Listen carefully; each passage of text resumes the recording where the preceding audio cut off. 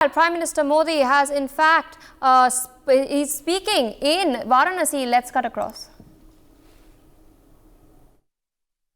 से हमें कृतार्थ करें।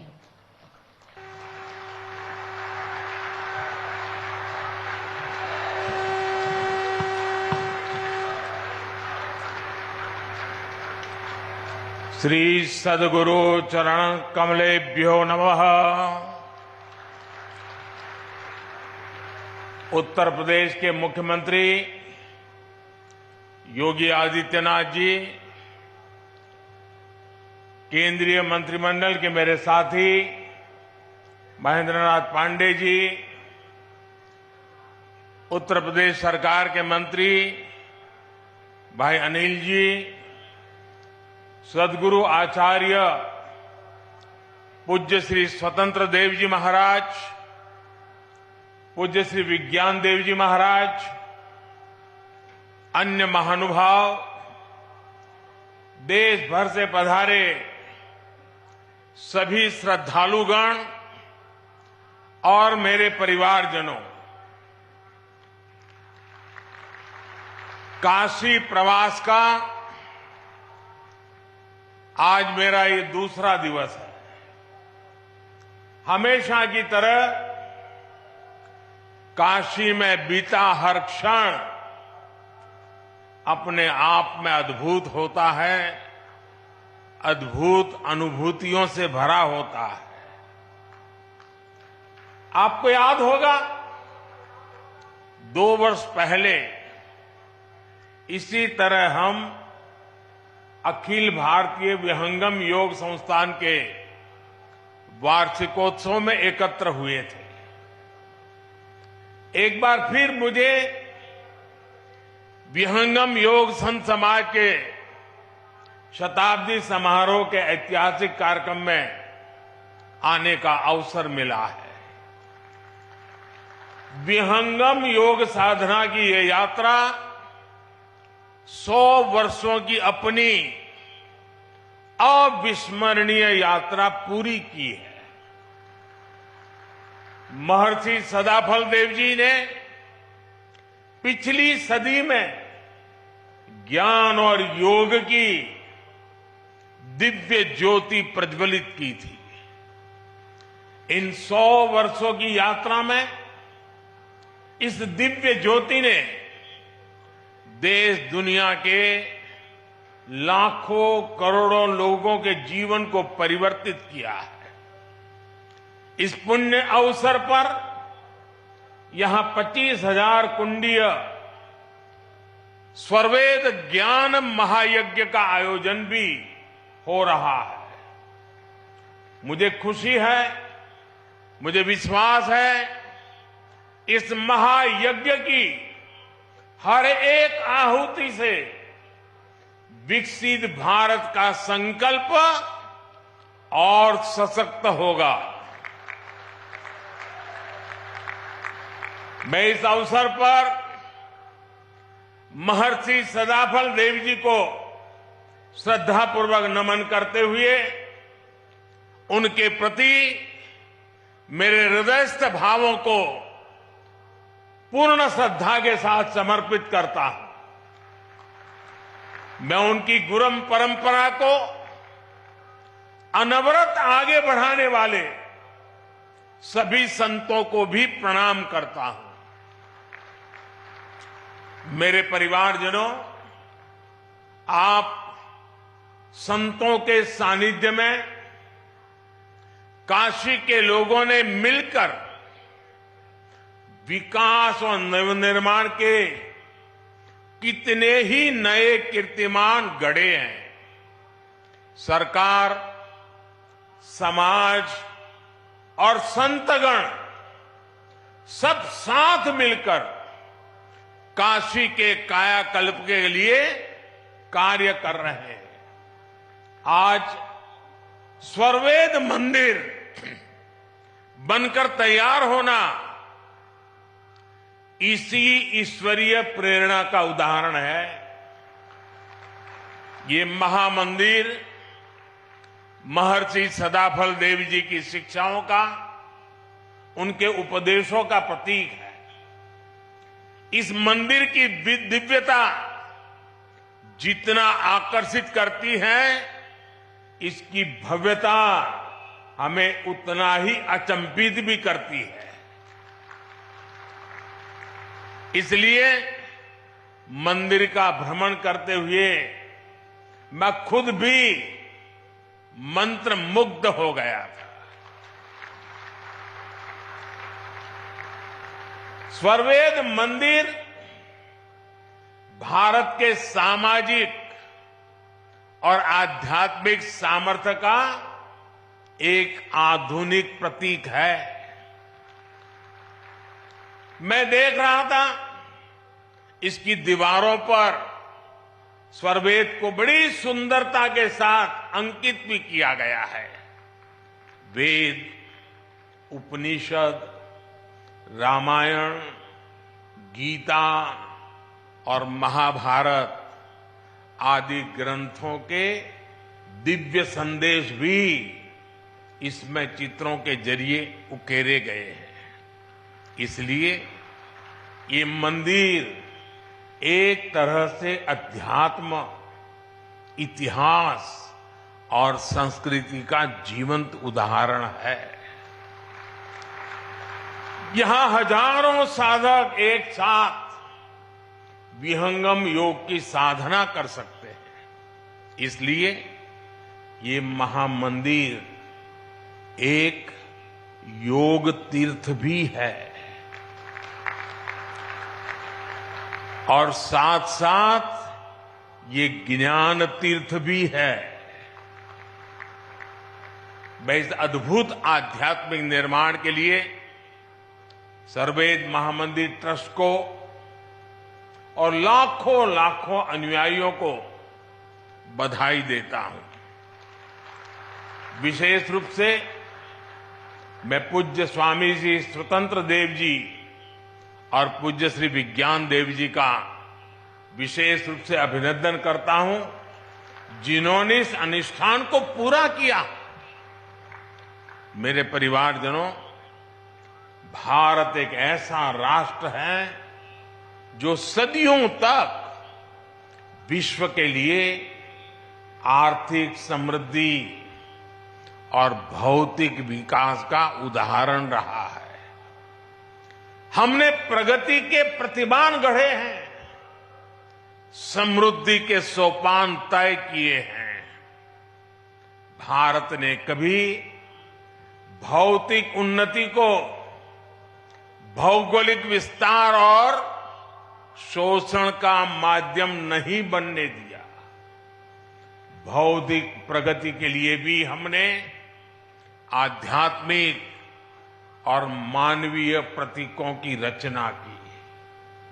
हमने काशी जैसे जीवंत सांस्कृतिक केंद्रों का आशीर्वाद लिया। हमने कोणार्क जैसे मंदिर बनाए। हमने सारनाथ और गया में प्रेरणादायी स्तूपों का निर्माण किया। हमारे यहां नालंदा और तक्षशिला जैसे विश्वविद्यालयों की स्थापना की गई। इसलिए भारत की इन आध्यात्मिक संरचनाओं के इर्द गिर्द ही हमारी शिल्प और कला ने अकल्पनीय ऊंचाइयों को छुआ। यहां से ज्ञान और अनुसंधान के नए मार्ग खुले। उद्यमों और उद्योगों से जुड़ी असीम संभावनाओं का जन्म हुआ। आस्था के साथ साथ योग जैसे विज्ञान फले फूले और यहीं से पूरे विश्व के लिए मानवीय मूल्यों की अविरल धाराएं भी बही। भाइयों और बहनों, गुलामी के कालखंड में जिन अत्याचारियों ने भारत को कमजोर करने का प्रयास किया, उन्होंने सबसे पहले हमारे प्रतीकों को ही निशाना बनाया था। आजादी के बाद इन सांस्कृतिक प्रतीकों का पुनर्निर्माण आवश्यक था। अगर हम अपनी सांस्कृतिक पहचान को सम्मान देते तो देश के भीतर एकजुटता और आत्मसम्मान का भाव मजबूत होता। लेकिन दुर्भाग्य से ऐसा हुआ नहीं। आजादी के बाद सोमनाथ मंदिर के पुनर्निर्माण तक का विरोध किया गया था और ये सोच दशकों तक देश पर हावी रही। इसका नतीजा ये हुआ कि देश हीन भावना के गर्त में चला गया, अपनी विरासत पर गर्व करना भूल गया। लेकिन भाइयों और बहनों, आजादी के 7 दशक बाद आज समय का चक्र एक बार फिर घुमा है।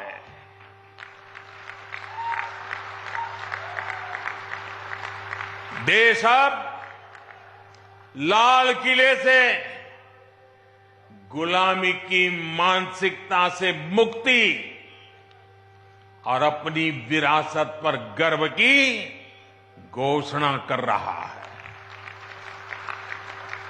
जो काम सोमनाथ से शुरू हुआ था वो अब एक अभियान बन गया है। आज काशी में विश्वनाथ धाम की भव्यता भारत के अविनाशी वैभव की गाथा गा रही है। आज महाकाल महालोक हमारी अमरता का प्रमाण दे रहा है। आज केदारनाथ धाम भी विकास की नई ऊंचाइयों को छू रहा है। बुद्ध सर्किट का विकास करके भारत एक बार फिर दुनिया को बुद्ध की तपोभूमि पर आमंत्रित कर रहा है।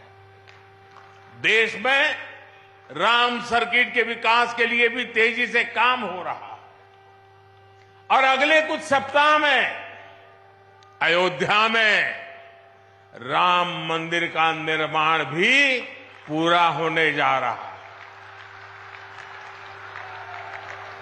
साथियों, हम समग्र विकास की ओर कदम तभी बढ़ा पाते हैं जब देश अपनी सामाजिक सच्चाइयों और सांस्कृतिक पहचान का समावेश करता है। इसलिए आज हमारे तीर्थों का विकास भी हो रहा है और भारत आधुनिक इंफ्रास्ट्रक्चर में नए रिकॉर्ड भी बना रहा है। आज देश में विकास की रफ्तार क्या है, इसकी झलक आपको अकेला बनारस ही दिखा देता है। काशी विश्वनाथ धाम ये परिसर का निर्माण हुए पिछले सप्ताह ही 2 साल पूरे हुए हैं। इसके बाद से बनारस में रोजगार और व्यापार कारोबार एक नई तेजी पकड़ चुका है। पहले एयरपोर्ट पर पहुंचते ही चिंता होने लगती थी कि शहर तक कैसे पहुंचेंगे। टूटी सड़कें और अव्यवस्था, यही बनारस की पहचान थी। लेकिन अब बनारस का मतलब है विकास। अब बनारस का मतलब है आस्था के साथ आधुनिक सुविधाएं। अब बनारस का मतलब है स्वच्छता और बदलाव। बनारस आज विकास के अद्वितीय पथ पर अग्रसर है। वाराणसी में कनेक्टिविटी बढ़ाने के लिए पिछले लगभग 9 सालों में ऐतिहासिक कार्य हुए हैं। वाराणसी से सभी शहरों को जोड़ने वाली सड़कें या तो 4 लेन की हो गई हैं या फिर 6 लेन की बना दी गई है। पूरी तरह नई रिंग रोड भी बनाई गई है। वाराणसी में नई सड़कों का जाल बिछाया जा रहा है। पुराने के साथ ही नए क्षेत्रों को भी विकसित किया जा रहा है। बनारस में रेलवे स्टेशनों का विकास हो, बनारस से नई नई ट्रेनों की शुरुआत हो, डेडिकेटेड फ्रेट कॉरिडोर का काम हो, एयरपोर्ट पर सुविधाओं का विस्तार हो, गंगा जी पर घाटों का पुनर्निर्माण हो, गंगा में क्रूज चलाना हो, बनारस में आधुनिक अस्पतालों का निर्माण हो, नई और आधुनिक डेयरी की स्थापना हो, गंगा किनारे किसानों को प्राकृतिक खेती के लिए मदद हो। हमारी सरकार यहां के विकास में कोई कोर कसर बाकी नहीं छोड़ रही। बनारस के युवाओं के कौशल विकास के लिए यहां ट्रेनिंग संस्थान भी खोले गए। सांसद रोजगार मेले के माध्यम से भी हजारों युवाओं को रोजगार मिला है। भाइयों और बहनों, इस आधुनिक विकास का जिक्र मैं यहां इसलिए कर रहा हूं क्योंकि हमारी आध्यात्मिक यात्राओं में सबसे बड़ी परेशानी इंफ्रास्ट्रक्चर के अभाव की भी होती है। जैसे कि बनारस आने वाले यात्री शहर से बाहर बने ईश्वर मंदिर में जरूर जाना चाहेंगे, लेकिन अगर उनके लिए आज जैसी सड़कें न होती तो चाहकर भी अपनी इच्छा पूरी नहीं कर सकते थे। लेकिन अब स्वर्वेद मंदिर बनारस आने वाले श्रद्धालुओं के लिए एक प्रमुख स्थान बनकर उभरेगा। इससे आसपास के सभी गांवों में व्यवसाय और रोजगार के अवसर बनेंगे, लोगों की उन्नति के रास्ते खुलेंगे। मेरे परिवारजनों, विहंगम योग संस्थान जितने हमारे आत्मिक कल्याण के लिए समर्पित है, उतना ही समाज की सेवा के लिए भी सक्रिय रहा। यही सदाफल देव जी जैसे महर्षि की परंपरा भी है। सदाफल देव जी योगनिष्ठ संत होने के साथ ही आजादी की लड़ाई लड़ने वाले स्वतंत्रता संग्राम सेनानी भी थे। आज आजादी के अमृतकाल में उनके संकल्पों को आगे बढ़ाना उनके हर एक अनुयायी का दायित्व है।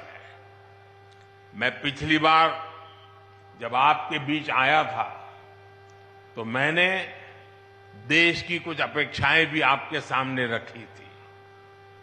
आज एक बार फिर मैं आपके सामने 9 संकल्प रख रहा हूं, 9 आग्रह रख रहा हूं। और अभी मुझे विज्ञान देव जी ने याद भी करवाया कि मैंने पिछली बार क्या कहा था। मेरा पहला आग्रह है, पानी की बूंद बूंद बचाइए और जल संरक्षण के लिए ज्यादा से ज्यादा लोगों को जागरूक करिए। दूसरा, गांव-गांव जाकर लोगों को डिजिटल लेन देन के प्रति जागरूक करिए, ऑनलाइन पेमेंट सिखाइए। तीसरा, अपने गांव, अपने मोहल्ले, अपने शहर को स्वच्छता में नंबर 1 बनाने के लिए काम करिए। चौथा, जितना हो सके आप लोकल को, स्थानीय प्रोडक्ट को प्रमोट कीजिए, मेड इन इंडिया प्रोडक्ट्स का ही इस्तेमाल करिए। पांचवा, जितना हो सके पहले अपने देश को देखिए, अपने देश में घूमिए, और अगर दूसरे देश जाना हो तो जब तक पूरा देश नहीं देख लेते विदेशों में जाने का मन नहीं करना चाहिए। और मैं आजकल तो ये बड़े बड़े धन्ना सेठों को भी कहता रहता हूं कि विदेशों में जाकर के शादी क्यों कर रहे हो भाई? तो मैंने कहा, मेड इन इंडिया, इंडिया में शादी करो। मैं छठी बात कहता हूं, प्राकृतिक खेती के प्रति किसानों को ज्यादा से ज्यादा जागरूक करते रहिए। मैंने ये आग्रह पिछली बार भी आपसे किया था, फिर इसे दोहरा रहा हूं, ये धरती मां को बचाने के लिए बहुत जरूरी अभियान है। मेरा 7वां आग्रह है, मिलेट्स को, श्री अन्न को अपने रोजमर्रा के खाने के जीवन में शामिल करिए। इसका खूब प्रचार प्रसार कीजिए, सुपर फूड है। मेरा 8वां आग्रह है, फिटनेस, योग हो, स्पोर्ट्स हो, उसे भी अपने जीवन का अभिन्न हिस्सा बनाइए। और 9वां आग्रह है, कम से कम एक गरीब परिवार का संबल बनिए, उसकी मदद करिए। ये भारत में गरीबी दूर करने के लिए जरूरी है। आजकल आप देख रहे हैं, विकसित भारत संकल्प यात्रा चल रही है। मैं कल शाम को इससे जुड़े कार्यक्रम में शामिल हुआ हूं। अभी कुछ देर बाद यहां से मैं फिर विकसित भारत संकल्प यात्रा में शामिल होने जा रहा हूं। इस यात्रा के प्रति जागरूकता फैलाने का दायित्व आप सभी का भी है, हर धर्मगुरु का भी है। मैं चाहूंगा कि ये सभी हमारे व्यक्तिगत संकल्प भी बनने चाहिए। गांवों विश्वस्य मातरः का जो आदर्श वाक्य है, ये हमारे लिए आस्था के साथ साथ व्यवहार का भी हिस्सा बनेगा, तो भारत और तेजी से विकसित होगा। इसी भाव के साथ मैं आप सभी का बहुत बहुत धन्यवाद करता हूं।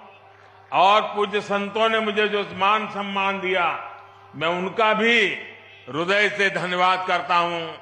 मेरे साथ बोले, भारत माता की, भारत माता की, भारत माता की। धन्यवाद। For more such videos, subscribe to the NewsX YouTube channel, hit the bell icon.